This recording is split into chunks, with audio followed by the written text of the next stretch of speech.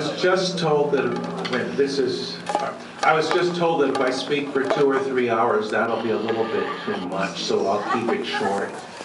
Let me tell you how excited I am to be here in this absolutely wonderful, warm, and I use the word warm in every sense of the word, community. We are tired of snow removal.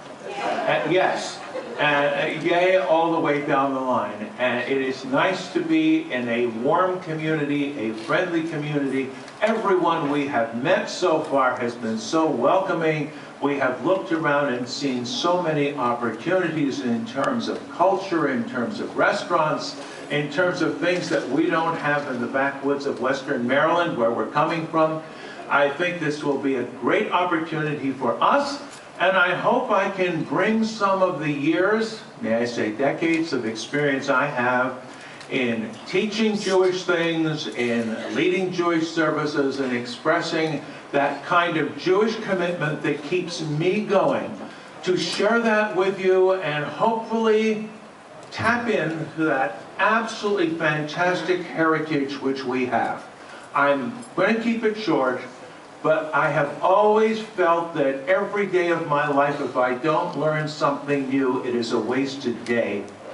I can study the past, not just for the sake of the past, but how it can teach us how to proceed in the future. We Jews have survived through good times and bad times and always found meaning and purpose in life, and may we be given the strength and the courage to keep on doing that together as a vibrant community. Now, I was told that I should be willing to answer questions. If anybody has any questions you want to ask, as long as it's a question I can answer. Don't ask me how to repair a lawnmower. Do I see? No? Yes, please. Where is your son going to go to school?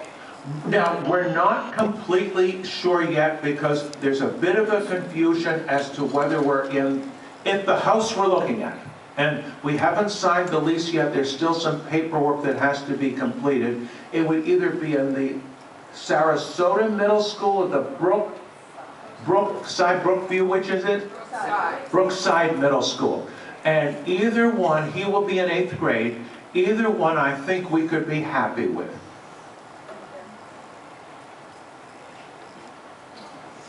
Okay. Oh, I'm sorry, yes. Where did the people after Adam and Eve and their children come from? You mean, where did they get their wives and where did... Yes. Yes, oh, okay, okay. You see, there's a Jewish answer. Now, I don't... All right, I'm giving you the Jewish answer. Historically, we leave that up to the archaeologists and the anthropologists and so forth. When the biblical text says this guy had so many sons, and he doesn't mention the daughters at all, and then the following grandsons, okay, where do the wives come from? And there is a midrash that says that they were all, for every male that was created, there was a female created as well. Now, if you want to get very, very romantic about this, you see, when you were created, your future was created with you, your Bashert, the person who you were supposed to be married to. See, you had no say in this. But I'm more an individual and a person in the modern world and feel there's freedom of choice. Oh, does that help at all? Any other questions? Have some good ones, challenging ones. Yes? Areas for modern Judaism today to focus on, what would it be?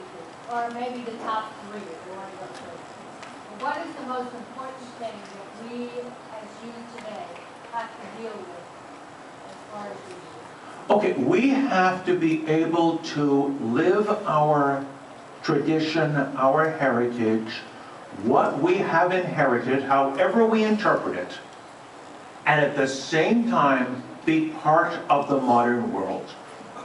And in a way, there's always a bit of a conflict with any traditional religion and the modern world. The modern world can be very open and welcoming, as most of us can testify by our own life stories in this country.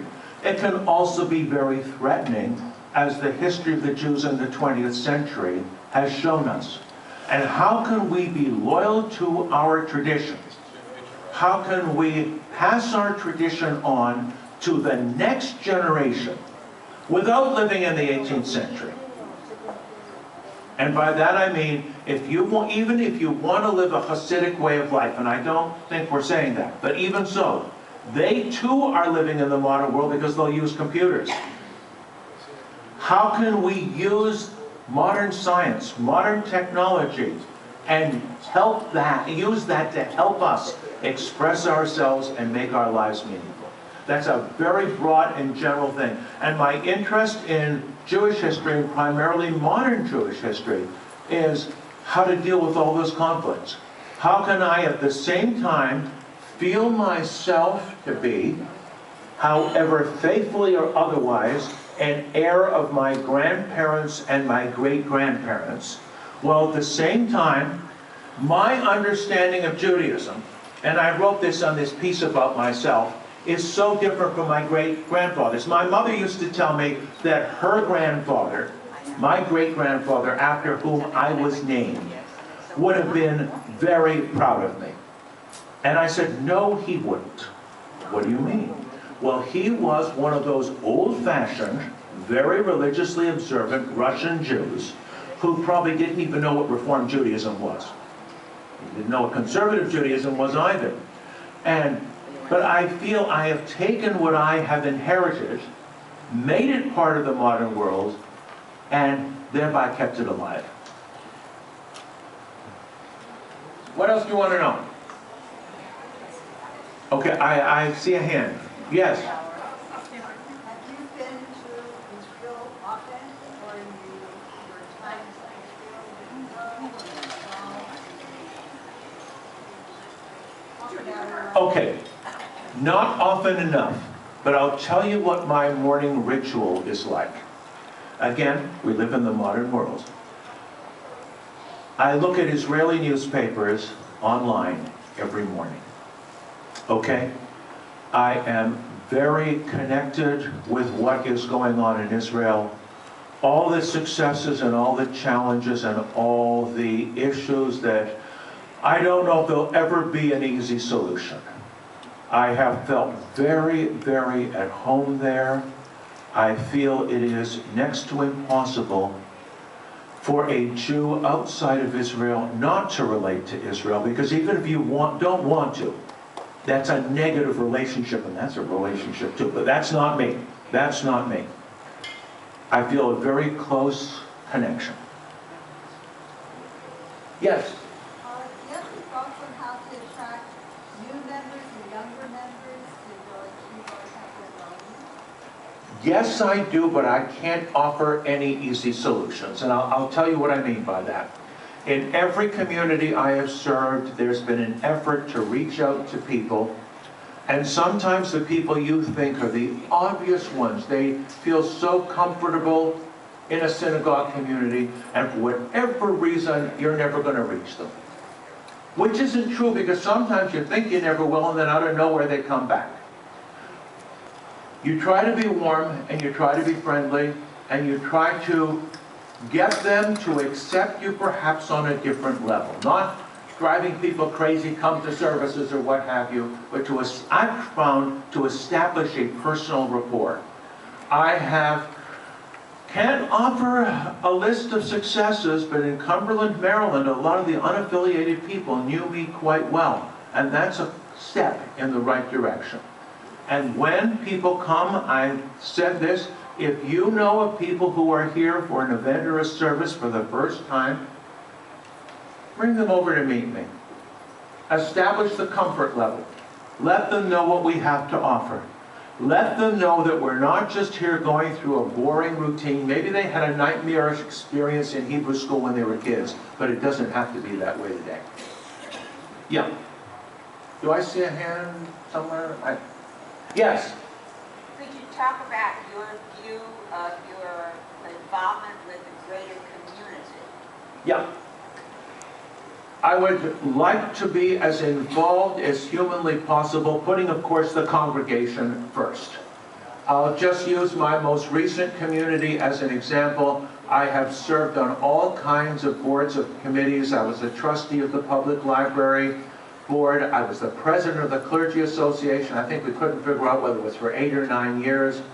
I feel we need to have good ties, good rapport with as many people as possible. Above and beyond the idea that we're really part of that larger community, let's not kid ourselves, but also to have those kinds of good relationships and know the right people at the right time who can help us if we need their help. Yes, very much so. Okay, go ahead. What is your association with the Union of American Hebrew Congregations? I attended my first biennial when I was 10 years old. Okay. Yes.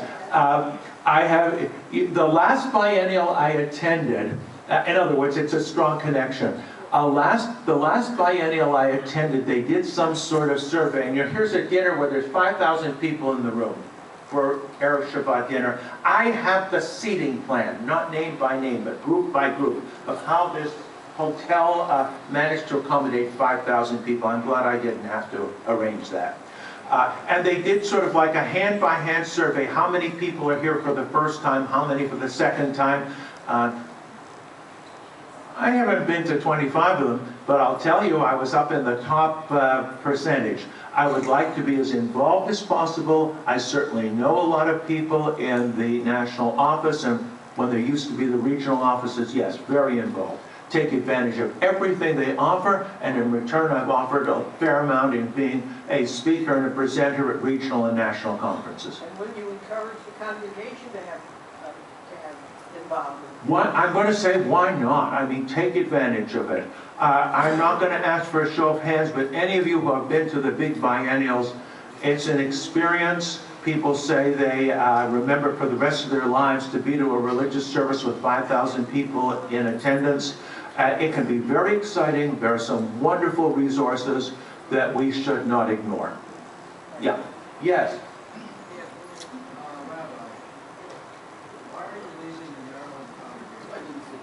I'm leaving the Maryland congregation because they decided not to renew my contract. I'll tell you why. The congregation is getting smaller and smaller and smaller. The economy is worse than dreadful. And the congregation decided that they did not want or need a full-time rabbi. It's not, I'm saying this parenthetically, it's not lack of money. There's a humongous endowment fund, but they decided to go part-time. I think they're destroying the place, but that's another story. That's the reason. It wasn't my idea. Now, chapter 2. Now that it's happened and I've discovered you, I'm glad it happened. And I'm going to write them a thank you note. Yes. What is your academic background? You want I can give you all my transcripts, yes. No, I'm serious, I will. Oh, my academic background. Okay. Bachelor's degree in history, master's degree, started a PhD in European history and then decided to become a rabbi, did graduate work in Jewish history, published a few articles, transcripts on request. I still have them somewhere. No, I mean, sometimes people joke around and they say, can we see your transcripts? Yes. Wait a minute, my son wants to ask a question. Now I'm nervous. Do those transcripts contain your less than ideal grades in music class? Now, here is the story on that. Here is the story, and I appreciate his sense of humor. You see, one aspect of strength is, no, that's okay. I did not plant that question. A sign of strength is to recognize your weaknesses, okay? Because in any kind of interview anywhere, they say, what are your strengths? You come up with a nice long list, whether it's true or not, but you have to come up with a weakness that sounds realistic. Music is not my strength. I showed Spencer and my older boys my first grade report card, where there was space for comments. And the teacher had one thing to say: music is his worst subject. May I say one more thing on this topic? And then I once, it was somewhere or another in Florida, I can't remember where now. This is a good 25 years ago. I was at a hotel somewhere or another, and the American Cantors Association was having its conference there. So I knew a few of the people, and they loved me because I'm not competing with them. Anyway, I saw a hand in the back, yes. Could you talk a little bit about you're from your hometown and when you were brought up, what type of community or? Okay, how did I grow up and everything? I was born in Toronto, Canada. Lived there through college, went to undergraduate school in Toronto at York University. My mother's side of the family belonged to a Reformed congregation. My father's side of the family would be what you would today call very modern Orthodox, or maybe conservative, I don't know.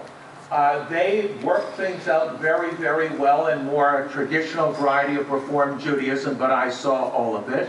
Went to Jewish summer camps, religious school. Is this the sort of thing you're... Yeah. And lived in a rather large community with dozens of synagogues, and the sort of place where to get to the place where we live, this could be the real estate person. Here, Corin, answer this for me. Sorry, we're waiting to hear from people. Yeah, we may be able to tell you where we're living. Sorry, I normally would not have that on. We've got to find a place to live. It doesn't look nice if I live out of my car. And in order to get to the Reformed congregation where I went to religious school, I had to walk 2 blocks. But to walk those 2 blocks... We want a free cruise to the Bahamas. Okay. I'm not interested. Forget it. Apologies. I would never have done that. But but the joke was we lived 2 blocks away from the Reformed congregation where I went to religious school. But to get to that congregation, I had to pass by a conservative congregation. That's a different way of life. Anyway, yes. Am I taking too much time? Anything else? Yeah. How are you planning to bring your style into our services? I go to Saturday morning services in the LA, routine, and I'm sure yours is different. How are you going to merge your style with what we also are comfortable with? Okay. What I hope to do is this. I'm going to try just to be myself and do what I do. I hope from you, and I'm asking for your help in this, you work with me and you communicate with me. If you wonder why I always do something or another that may seem unusual or different to you, don't go home and stew and brood about it. Ask me, hey, why do you do that? And I may say there's a very, very good Jewish tradition for it. Or I may just shrug my shoulders and say, I don't know, I've always done it that way. And sometimes that's what it is. If there's something I'm not doing that you would prefer, let me know. And I have my classic example, and it's sad and it's humorous at the same time. One of my congregations, I arrived there, 2 weeks later, somebody passes away. I lead the funeral service, and you know at funeral services you're supposed to read psalms. There's no set rule how many. So either I read 2 psalms or 3 psalms, I forget which, but somebody came up to me afterwards and said, let's say I read 2, and somebody came up to me and said, why did you refuse to read 3 psalms? So I said, well, wait a minute. I read 2, but there's an issue here. We always read 3. So I said, you want 3 psalms? I'll do 3 psalms. In other words, don't let it fester. If there's an issue, let me know what your customs and practices are. We'll work it out. And if I'm doing anything that sounds good, let me know. And if not, we'll work it out. Yeah. Yes. You can say no, but would you share with us some of the goals that you are coming with? Your goals for this particular temple, this particular time? Okay. I I would like to be able to take the material that I have studied over the years and thought about and brooded about, share it with the community in a teaching mode, and teaching includes preaching, to help educate, inspire all of you to feel a deeper connection, and no matter how deep our connection is, it can always be deeper, with our Jewish heritage. So, coming to a religious service, yes, it's a social event. It's supposed to be. We pray as a community. Yes, it's a learning event. Yes, we are praying, and we are also connecting with a very powerful heritage that somehow or another, and it boggles the mind, enabled this people to survive through the worst stages of history and the best stages of history. And then we can translate that into its details. Yeah.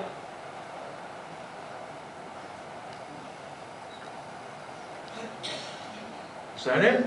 Good. Okay. Thank you. Thanks for giving me the opportunity to share.